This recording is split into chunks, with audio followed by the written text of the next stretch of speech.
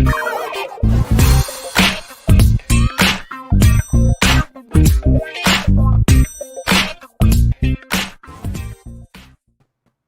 look, it worked. It went off right when it was supposed to. That's all awesome.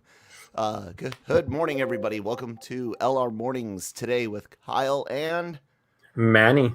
What's up, dude? How you doing? Pretty good. You know, a little bit earlier than it is on your side, so enjoying some coffee. Yeah. That East Coast West Coast thing is fun and annoying. Conventions though, man, I want to kind of get into this because I love going to conventions, big, small, but both as a fan, getting to do it as like a member of the press, and for the site, awesome stuff. But last year during the height of the pandemic, we have cancellations. Some conventions go digital. Whole studios start deciding to hold their own things. Fandom and Disney Investor Day, their digital D23, things like that. But you don't get any of that camaraderie. You don't get to dress up. You don't get the long stories in line of how you fell in love with Star Wars, For those of you that haven't heard, definitely San Diego Comic-Con, WonderCon, digital this year. Most of your smaller conventions are canceled or delayed. I know like GalaxyCon did digital things all year last year. We haven't heard anything from New York yet, right? No, New York is supposed to October. be on. Yeah. So.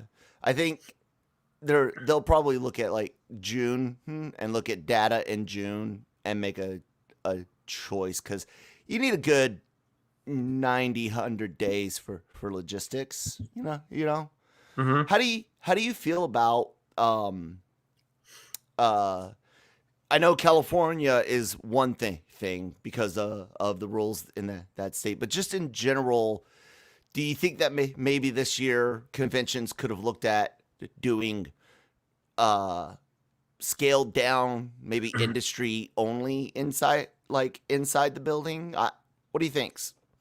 So my personal answer is, yeah, of course they could have, but logistically the problem is, does the talent want to be there? Mm-hmm. That's really who's at. If you're talking about risk, that's really who's at risk. Yeah, because the talent are the ones who have to, one way or another, interact with so many fans. Mm-hmm. They're the ones who get put in the room with everyone, or a meet and greet, which some talent have been doing at comic shops and doing things on their own, but in their own safe way or whatever, however they feel comfortable. But I don't think it's a matter of the fans. I think it's a matter of what kind of content can they really put out for a show, because even early on when the pandemic was really in its inception and not mm-hmm. and really isolated to the Northwest. There was a lot of talent for different shows who were saying, you know what, right now we're not going to be shaking hands. Right now, I'm actually not going to be attending this show or that show. So given how far we've come and how it progressed and everything, I just don't know if talent is comfortable yet doing that kind of thing. Because conventions, one of the biggest things is artist alley. And it's a big give and take of books, of conversations, handshakings, pictures, and everything with your favorite comic book talents, your favorite artists, writers. And I understand if they're still not comfortable with it. I mean, to everyone's own. If you think that we're fine, we should be safe, and we can move on, great. But if you don't, if you're on the other side and you want to continue to masked up and not doing as much things with the public and things like that, that's also your choice, and everybody should respect that as well. So it just makes it difficult. So I understand why San Diego had to make the difficult decision of not to put on another show this year. Like WonderCon, absolutely not. There's no way that was going to work out, especially in April. And I think with San Diego, it's a matter of the talent and what you're going to do. New York still has a little bit more time. Exactly. So they can still put it together. Right. Do you think maybe out of an abundance of safety, you might see a pared down New York with like I said, the talent, and then of course industry, trade, media, maybe very limited fans, if only like friends and family of the talent that's there. Like, do you see something like that, or do you think if New York thinks they can put 50%, do you think they will? And if they try to do that, will the talent show up at that point then? I don't know. That's a huge question. I don't think it works with just friends and family of talent because they know them already. I mean, if you've been to a New York, you've been to a San Diego. I haven't been to a New York. I go to San Diego's often, and WonderCon and anything on the West Coast. But you know the amount of people that are there. Mm-hmm. You know the amount of people that gather that don't even go inside. 150,000 plus in doors. Yeah. Yeah, and then the masses outside who are just there for the vibe, and things like that. So you can say 50% capacity inside, but what's going to be going on outside? Yeah, that's true. And it'd be very, very difficult to control, especially with the fact that it would be the first major convention that would open up. It would attract a lot of people despite precautions, even if it's not indoor. So it's just, I think it's just a matter of how far along we are, and I say I mean how far along the country is with vaccines and how states are doing individually as far as opening and things like that.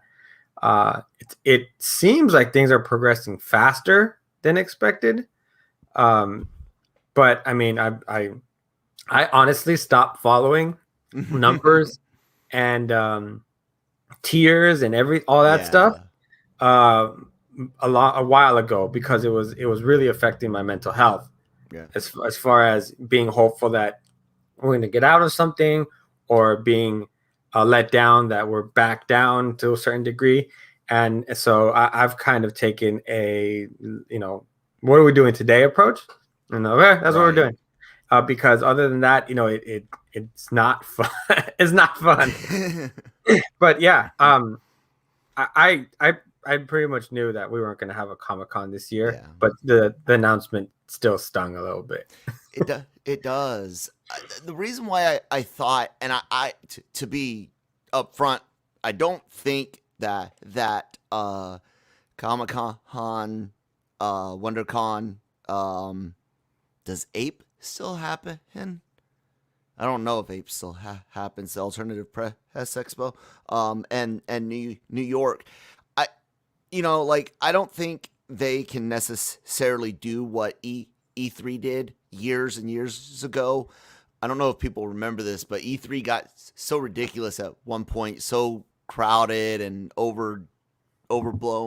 They made it an industry and media only event for a while, and then I don't remember if they actually did it or not, but there was talks of doing like three or four small E3s across the country. And with tech things like that, CES, E3, even Tokyo Game Show, yeah, it's great for fans to be there. But those types of things, you can do more digital, remote, have just the media there. It's great for people to, pick up new tech and be able to touch it, hit at a CES or something. But I don't think that you can do an industry insider media only type convention, I think the venues would be like, no, not worth it. Some of the cities will be like, no, not worth it. Look at the fight San Diego had just a few years ago to keep Comic-Con International there. You remember? Because at one point they were looking at going up to LA Anaheim for the bigger center. And San Diego fought tooth and fans fought tooth and nail. And I guess the next question comes, Disney, they've got their I think it's every 2 years, D23, as well as Star Wars Celebration now for anything Star Wars related. They did a great digital Investors Day. DC did Fandom. It wasn't as great on all days, but several programs were awesome to watch and hear. Do you think studios are just going to do their own things and that we're going to see big conventions that die off because the studios are like, I don't want to go to San Diego. I want all the attention on me for 2 days in May for Disney Expo, whatever the fuck. That's a real interesting question, just because of the fact that it seems like a more logical answer for studios. Why do I have to share the spotlight with so many other people? But if you think about it, you couldn't get the spotlight, but at the same time, the spotlight on San Diego as to what is being announced is followed by so many more people around the world also. So you kind of do still want to be a part of that and have a piece of that pie. I know that some studios are very excited about having the opportunity to get back to in-person press days and in-person presentations and things like that. And I just think that Comic-Con, New York Comic-Con, and the bigger shows like that are such an important part of pop culture nowadays that it's difficult not to be a part of it in one way or another. So I think that they'll continue, but I know that, well, Disney's been doing it for years now to have D23 and things like that, but they have so much more to offer than just something that a Marvel movie at a presentation. They also have attractions, they have lands that they want to announce, they have TV shows and animated things and a variety of different things that could not necessarily fit Comic-Con. So yeah, a D23 is such a better idea. And then Star Wars Celebration, they have so much Star Wars content coming out and they have already with comic books and TV shows and movies that it needs its own celebration. Plus, it draws a lot of money. If you think about how just the amount of Star Wars nerds out there, and I say that respectfully, just as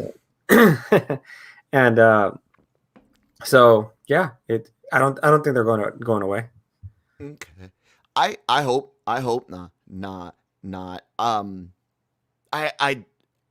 I worry about those big ones though. I think smaller things, regional thing, like what GalaxyCon does in places like Richmond and Raleigh and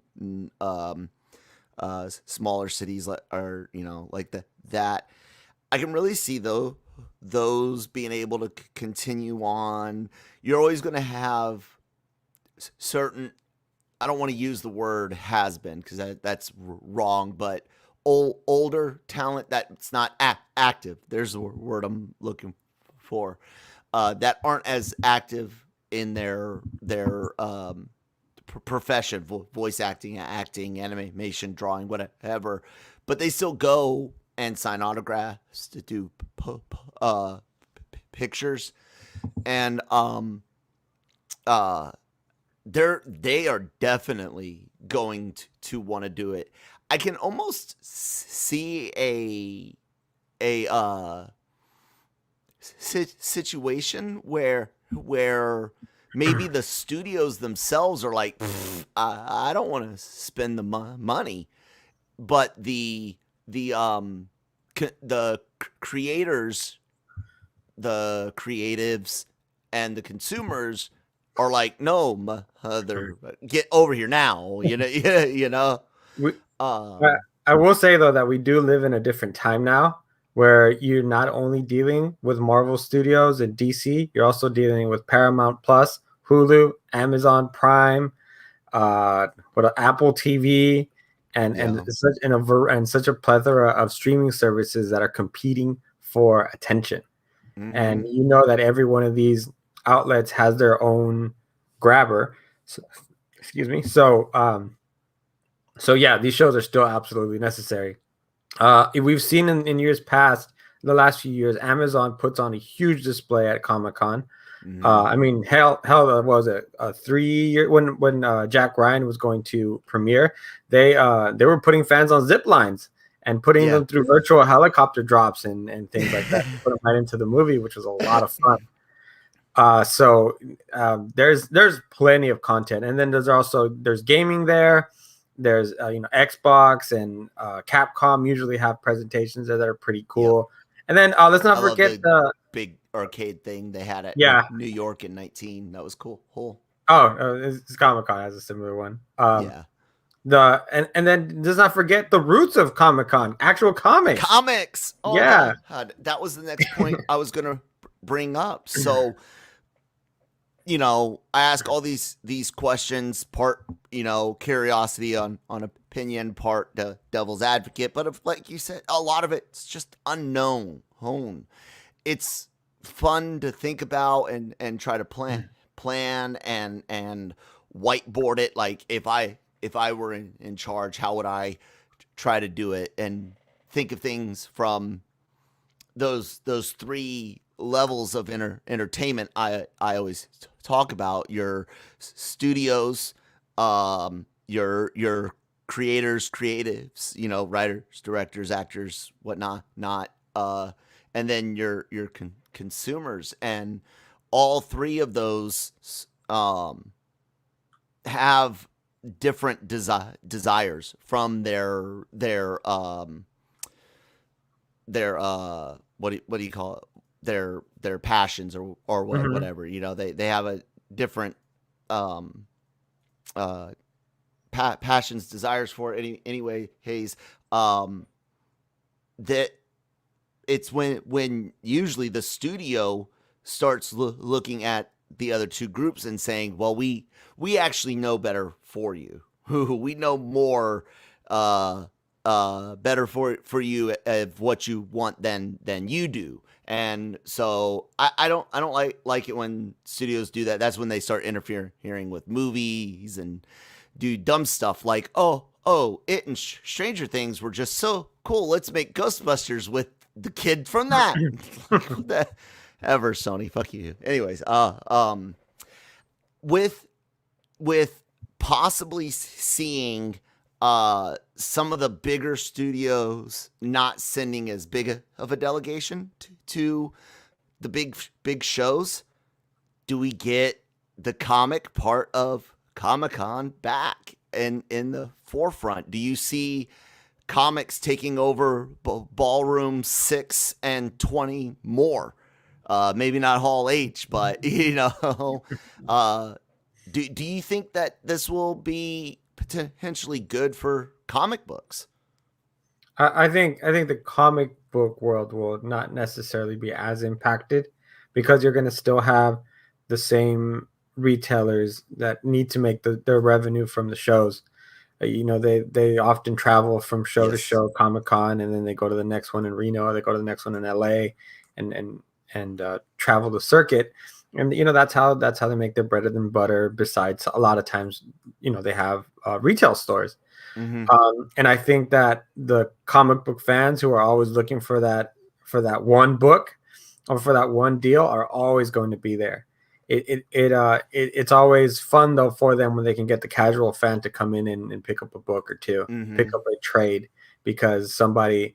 But it is driven sometimes by the presentations, because like, let's say you casual fan A leaves after a Daredevil presentation, you're going to be more enticed to buy a Daredevil book to see what the heck's going on, even if it's completely the wrong Daredevil book. But you're so excited over what you just saw that you just want to have a Daredevil title or whatever, an X-Men book, whatnot.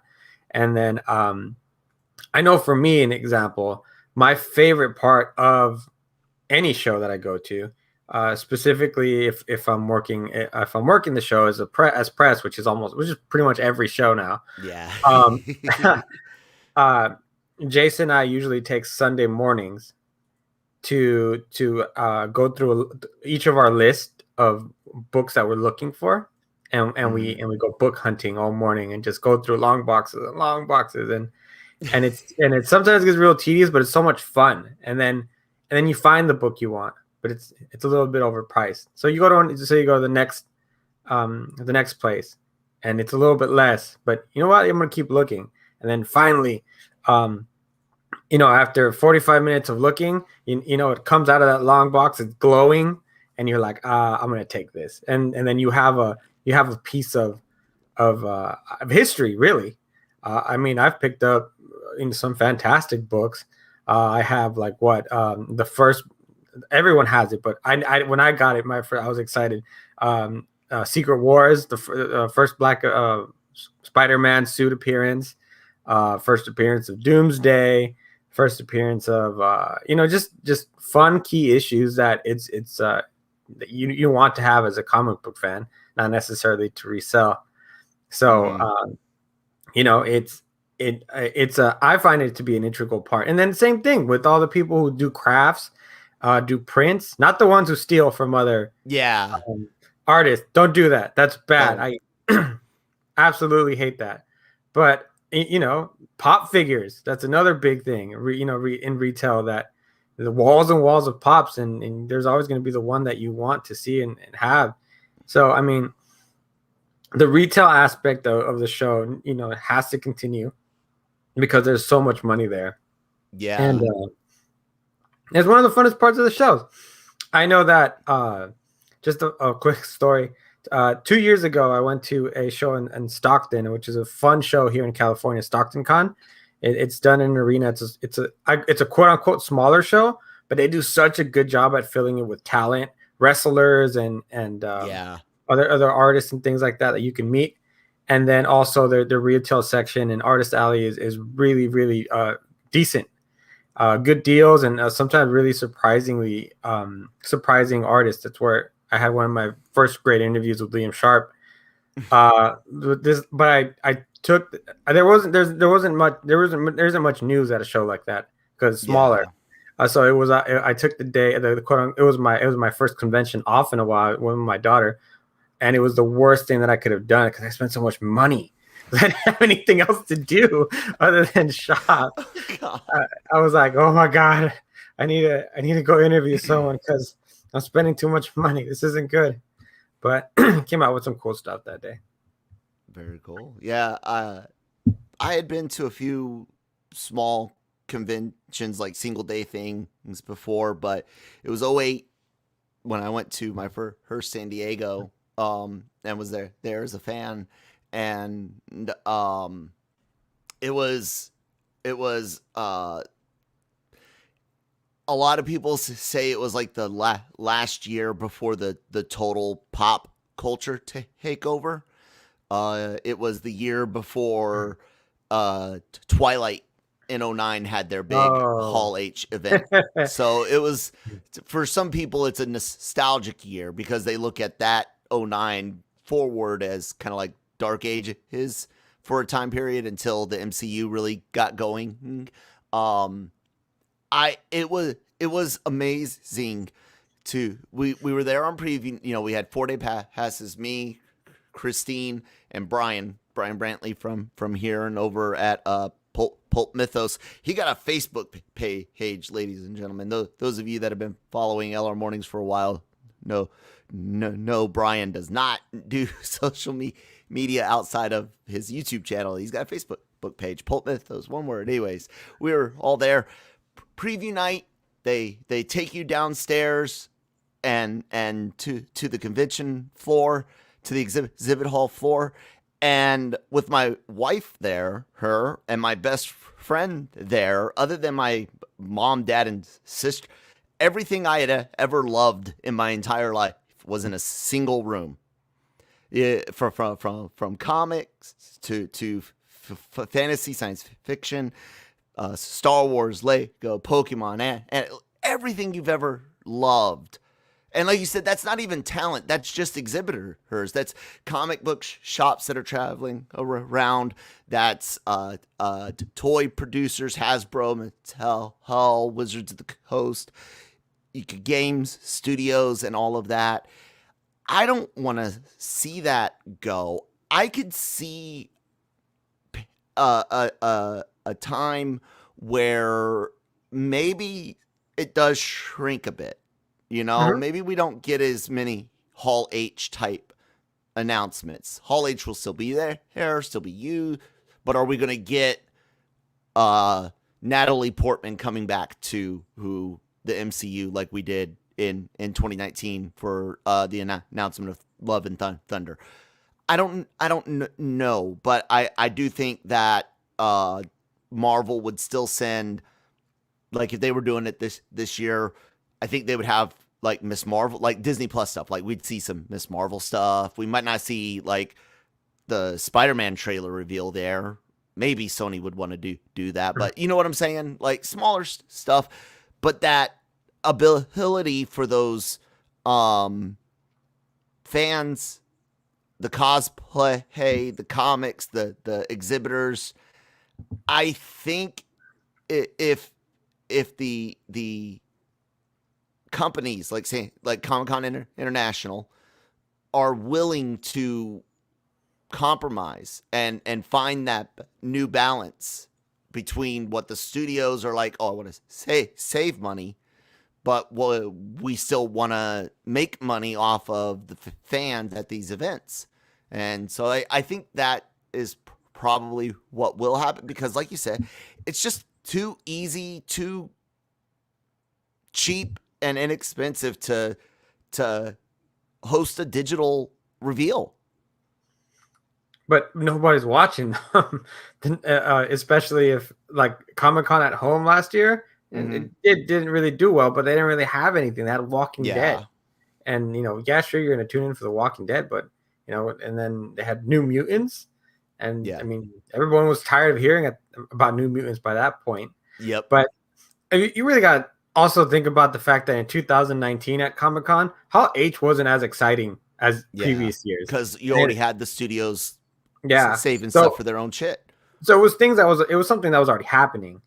But with that comes the rise of streamers, and like I talked about earlier, so they're going to find their content one way or another. It just may not be as impactful as when it was revealed that Batman v Superman was happening, or Avenger, Infinite. They revealed Thanos, or that the Infinity War was happening, and things like that. So it's just gonna evolve. That's just what it is. It may have run its course with how big it is, but I think that's another thing that happened, was it got too big. I know that.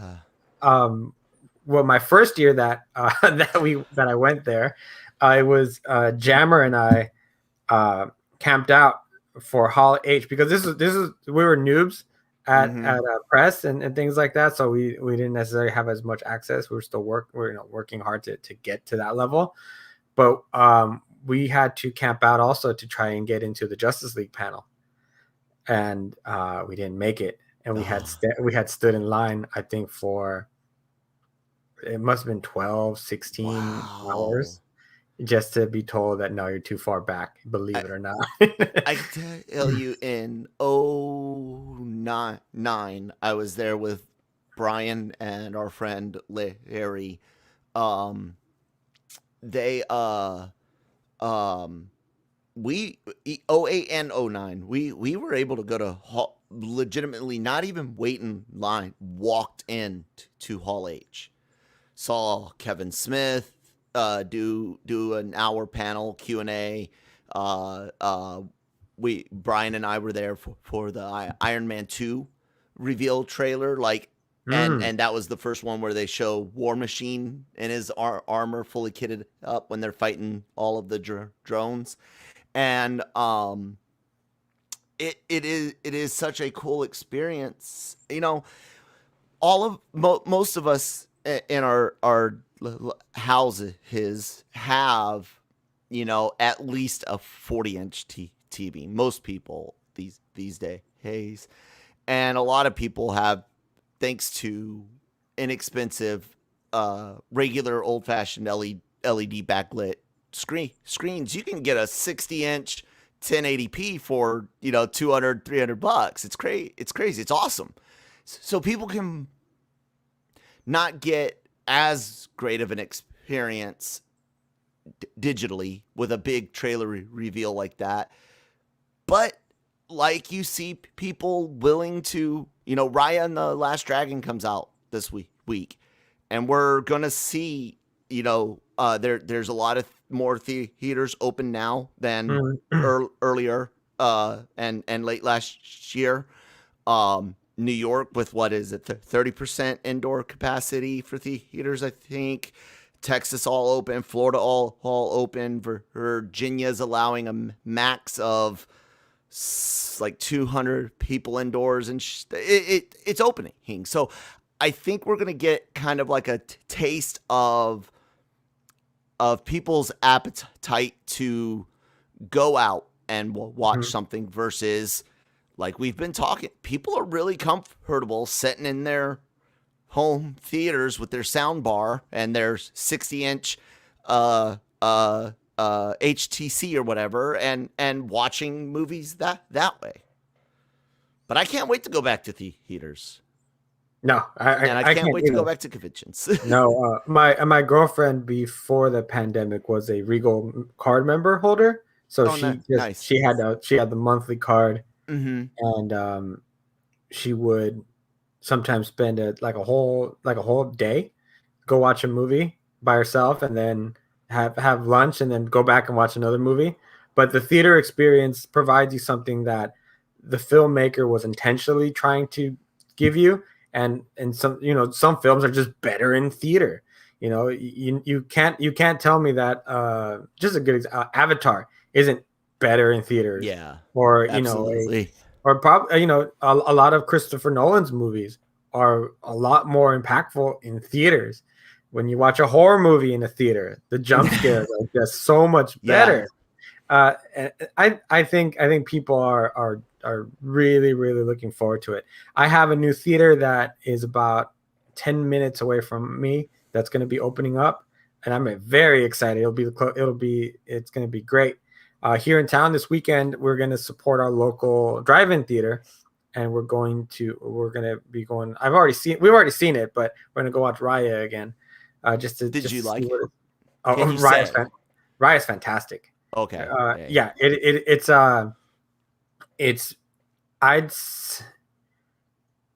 I love Disney singing and stuff like that. Oh, it's a musical? No, it's not. It has no song. My point is, I love like the classic kind of Disney style of like Moana or something like that, or Frozen. This one doesn't have singing. It's still done very, very well. It has great supportive characters, and all the martial arts are grounded in real life fighting. So when you watch the fights, it's something that you could actually see in real life. It's not exaggerated, like, you know, like a lot of times, you know, animated movies are for fair reasons, because you're there for entertainment, not for grounded reality of dragons, right? So no, it's a beautiful movie. If you can get out to a theater and watch Raya, I recommend it. It's beautiful. Ooh. I highly recommend it. I like the way you describe that. Beautiful. You're right. Movies, theaters. You know, I got it down at the bottom. MCU and DCEU talking. This is why we've been discussing on LRM for a while about our change in consumption, and we just mentioned it. You know, people are very happy to sit at home and watch a brand new movie at home instead of going to the theaters, and whether that's using the HBO Max and their day and date theater streaming releases, or you're like, hell, it's only 3 weeks, 4 weeks before it's out of theaters and on Redbox or video on demand. And even before the pandemic, we were at the point that even the biggest MCU movie, you're talking 9,500 days from theatrical release to home video or digital video, at least. With all that, it's just these movies, like you said, they certain ones immerse you in the theater. That dark room. I was talking to Brian a little bit about this. Movie theaters are an incredibly intimate experience. You're in a dark room with strangers, sometimes hundreds of them, right? All going on an intimate journey together with this story. Theaters are notorious for, make-out sessions and inappropriate teenage heavy petting and stuff like that. It's an intimate, okay, legally inappropriate. How about that? It's an experience, and it should, and certain movies with big effects benefit from it. But I'll admit it, when I was in middle school, high school, I saw the comedies in theaters. I saw Big Daddy. I saw Billy Madison.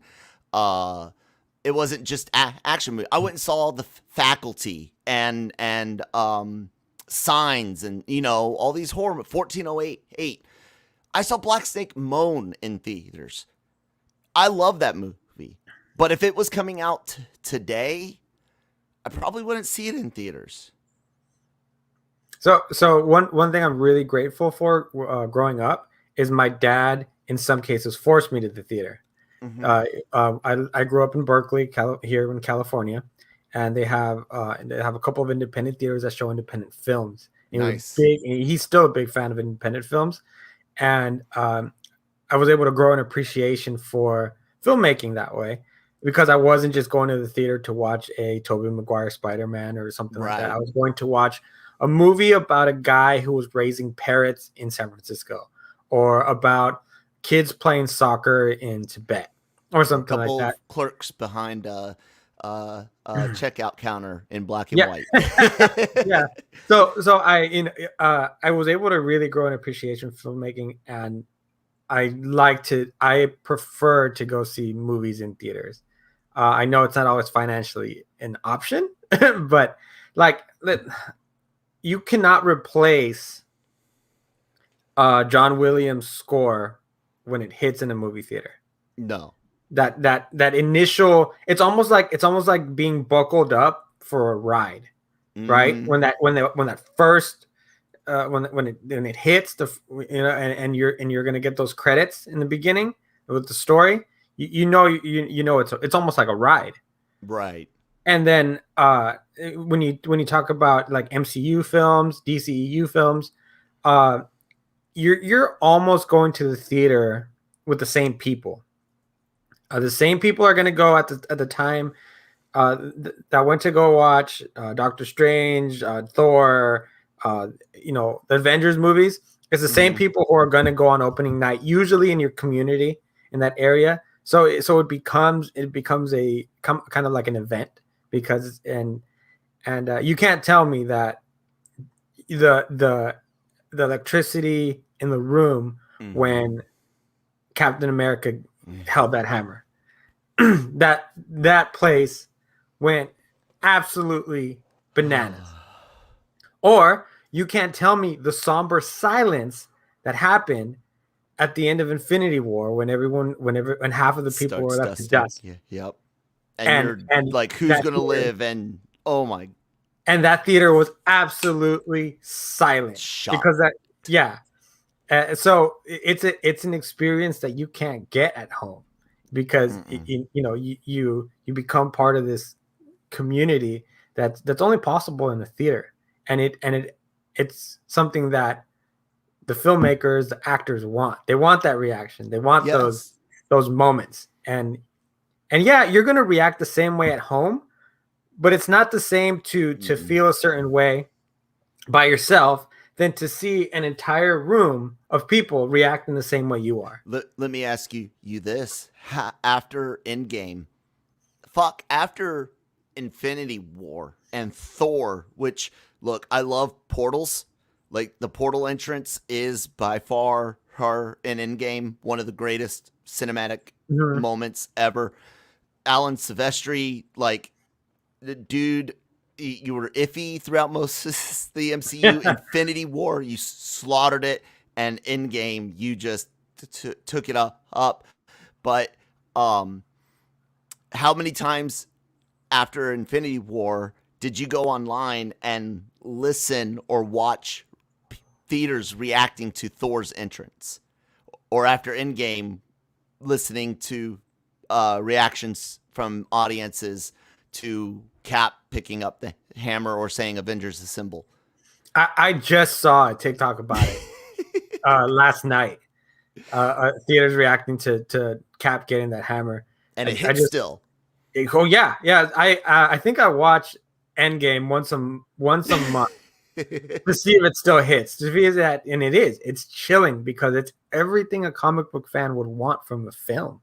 You know, you have such a variety of comic book characters coming together, you know, to fight the greater good, and then to hear Cap say those words, especially after in Age of Ultron, he almost says it, and then he gets cut off. It's an experience unlike it's something I'll always remember. The moment Thor gets that hammer and then the theater going bananas. One of my best friends, as the fight starts going on, he's crying. But he's not the only one in the room crying. I know I was super emotional. I wasn't crying, but there was many other people feeling the same way, because as a comic book fan, you're used to seeing that in, you know, TV shows and animated series and in the pages of comic books, but now you're seeing it in real life. 10 years of buildup for that amazing payoff. Yeah. And only thing that worries me now is I don't know if they'll ever be able to recreate something like that ever again. No, you gotta aim for a different type of reaction this time. You can't. I don't think, even if they did my idea of like a kind of combining Secret War and Annihilation wave, you know, where the bad guys are like, yeah, the Avengers and Guardians exist, so we need to team up, because I don't like the idea of the Beyonder creating Battle World for a movie, you know. So I think you can kind of do a two-parter where it's Secret Wars meets Annihilation wave. But you're right, it hits, and those are the movies I still see in theaters. I'm still gonna. We are going to Black Widow. We've got a theater open in our area. My son, my wife, and I, we're going. It's the last movie we saw in theaters was Sonic the Hedgehog. And that's not bad. I liked Sonic. It was actually a really good movie. If you guys out there haven't seen it, give it a shot. It's on Hulu. Actually, it's Amazon Prime, I think. They just released it, I think. It's free now. Well, not free, but if you have Amazon Prime, I think I saw the banner that said Sonic the Hedgehog is on there now. I could be wrong, so don't hurt me. But Sonic the Hedgehog actually was at a time in 2020, because of the fact that, you know, theaters closed and everything, is the highest grossing superhero film of 2020. Which great for Sonic, because I think Sonic deserved all that praise, because filmmakers listened to us after the trailer. Yes. And they picked Sonic. So very, very grateful for that. They did. Yeah, the last movie I saw in theaters we saw Bloodshot. And so that was my last year. But then we've gone to the drive-in a bunch of times still. That's to cool. Watch a couple things. I'm so grateful for that. My only thing, and the way I understand it now, most drive-ins, you know, you and I both came up in the drive-in with the damn metal mono speaker in the window, and but But nowadays, I know most of the time sounds like broadcast over radio frequency into the car, but it's still FM. It's like the quality's like how's the audio quality in a drive-in theater these days? Look, man, it's a drive-in experience. It's not 100% about the quality of the video or the sound. It's about, backing up your pickup or SUV, getting some blankets down and hanging out, out. I just meant, like, does it have like is it good enough that you can actually still enjoy Oh yeah, like, we watched on Halloween stuff. They did a double feature. We watched Paranormal Activity, which was still fun. It's not as impactful, obviously, because once you watch it, it's not as surpriseful. It's not surpriseful. It doesn't suspenseful or not there you go. That's the word. And then we watched. Also, I had never seen what's that movie? Army of Darkness. What? With Ash from the the first Dead series. The first one or the third one? The first one. Okay, the first Evil one Dead. with the Evil Dead. Thank you. With the cringy tree scene. The angry raping tree. Yeah, I was like, I turned to my girlfriend. I was like, what's going on? I don't exactly what you think. Yeah. Actually, so anywho, yeah. And he's directing an MCU movie. Yeah. Well, this is a different time. There was a point in that movie where I turned to my girlfriend. I was like, "Is that oatmeal coming out of his womb?" And then coming to find out later that I was reading up on it, and it was like, "Yeah, they used oatmeal." I was like, "Oh my god!" So all that to say, the theater, the movie still hit. It's still fun. It's just that that when you're going to the drive-in, it's a different experience. It's supposed to be a little bit more rough, and because it's almost like a picnic, it's like it's a timeout. Yeah. So the only thing I do complain about the drive-in in my area is that it's about a mile, if not less. No, actually a lot less from train tracks. Oh. And when a train passes, it's like when we started looking for a house to buy, we found an amazing house that actually had a guest room with a connected bathroom downstairs, which would have been great for my disabled parents. Would have been great for me. I'm all messed up besides just the head from that car accident. But it was right next to, like, not even a block from a cemetery. And I was like, I don't see the resale. I don't mind living next to a cemetery. I want bleeding walls. Like, I need a ghost. Like, if somebody out there can send ghosts to the Eastern Seaboard, I want my walls to bleed for aesthetic. And the wife's not down with it, but the resale value wouldn't have been great. So you say you want that, but when it actually starts happening, you're gonna be like, you know what? Actually, no. This is not as cool as I expected. I like sleeping. You know what though, Ho? And I'm gonna do this because it kind of goes, and I know I've stepped away, but it kind of goes back to what we were saying. About moments in theaters, and if I had to deal with a ghost, I think I could deal with it.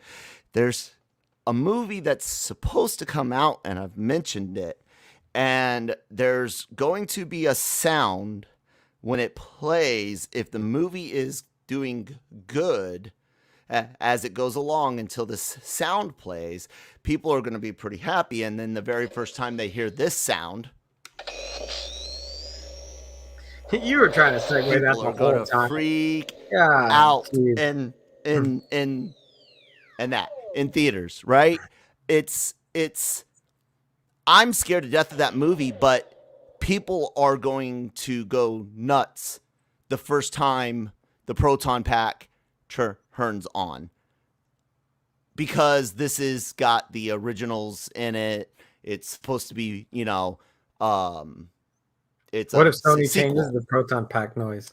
Oh, well, you're like, don't talk about it. Considering that prop is from Ghostbusters Afterlife, they won't be They might add cool. some stuff later on, but yeah, no, it's actually the Spangler's wand from Hasbro. It's got metal parts and shit. It's pretty cool. Whole lights up, blah blah. I'm gonna say this right now because we're talking about it and it's just very quick. Sure. I don't think that the latest Ghostbuster movie was that bad. I'm just gonna go out and say it. I do not think it was that bad. I couldn't stand it. I enjoyed it for what it was, and yeah, whatever. I know most people don't like it, and it's fine. I thought it was okay. I looked at it like I'm looking at this one. They're not Ghostbusters films. And even Ghostbusters 2 really isn't a Ghostbusters film. When you look at go ahead, Bill Murray. So yeah, what I'll get at on that is the original Ghostbusters. While it appealed to kids, wasn't meant for kids, right? It was the not ready for primetime players. Had a live cast, crew, writers, Ramis, Aykroyd, Murray. It was a blue collar adult comedy, not as brazen as like Porky's. It wasn't like a teenage comedy, but it was a higher brow comedy than most of what you were hitting in the 80s, and it sounded great to people. It looked great to people. It resonated. There's the word I'm looking for. And then they were like, oh, well, look, kids like it. We could sell toys. Let's make a cartoon. Ghostbusters 2 comes out, and it's more aimed at kids than the first one, which is why a lot of people my age, we like Ghostbusters 2. We can admit it's not as good, but we like it because we liked it as kids. But then when you get to 2016, it's all of what made the original what it was is gone. Now everyone's trying to be Bill Murray. All of the jokes are bathroom humor. There's no attempt at the biggest bathroom humor joke in the original was, yes, Your Honor, it's true. This man has no dick, to making fun of Walter Peck. Other than that, you get the Twinkie jokes and stuff like the Keymaster and Gatekeeper. That is an explicit sex reference, but it's so well written that it fits those characters. It makes sense, and you get what's got to happen to bring Gozer about. The Keymaster's got to open that gate. You get it, but it's higher. You know what I'm saying? And 16 missed that mark, and then you look at 2021. And I'm really glad they decided to change that Ghostbusters 2020 title that they were going with when it was first announced. But this Afterlife film, you go with these kids, and in canon, you've already got where, like in Ghostbusters 2 and 1, they complain about the weight of the equipment. They have trouble. Carrying and using it. Wrangling the ghosts is legitimately dragging a ghost. I just don't see kids doing that. Not an 11-year-old, not a 12-year-old. And I've already seen where they fire the proton pack where the female character, I forget her name, but she's standing, and yeah, it does kick, but that shit would have thrown her back. She'd barely be able to stand up with the pack, let alone fire it. I think the biggest example of that would just be one of the first times they used the proton packs in the courtroom. No, the dining room. Sorry, the ballroom, and they're just shooting everywhere, and it's just trying to get it going. I see exactly what you're saying. Yeah, if a kid would use a proton pack, as a matter of, I don't think, number one, they should be able to get the backpack up. And number two, that thing would fly out of their hands as soon as they fired it. And then you look at the type of humor that you're see in the trailer, and you can already tell they're doing Stranger Things in it, Chapter 1 with Ghostbusters. I like Paul Rudd. I think it's got the opportunity to be a fun movie. I just don't think it's going to be a Ghostbusters movie. Stranger Things kids. I mean, they were also in It. Mm-hmm. But I mean, it is a similar story with kids, though. That kind of that works. That for the purpose of what they were doing. But yeah, now, it'll be interesting to see how Ghostbusters develops, and I don't know how it's going to work out too well with kids, but I'm definitely going to watch it. My daughter has a big plush Slimer that makes noise. Nice. Yeah. My son was Stay Puft Marshmallow Man for Halloween a couple years ago. And yeah, I love it. I can't wait for it. And it goes back to everything to wrap it all back up. Sony right now, they don't have their own streaming service.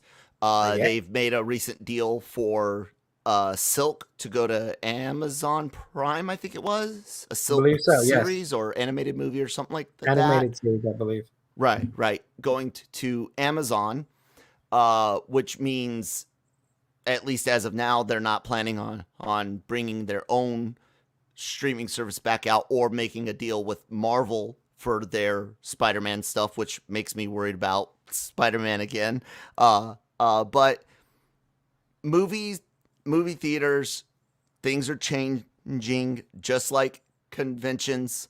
We really have to, as consumers, remember one thing. They can't make content without money.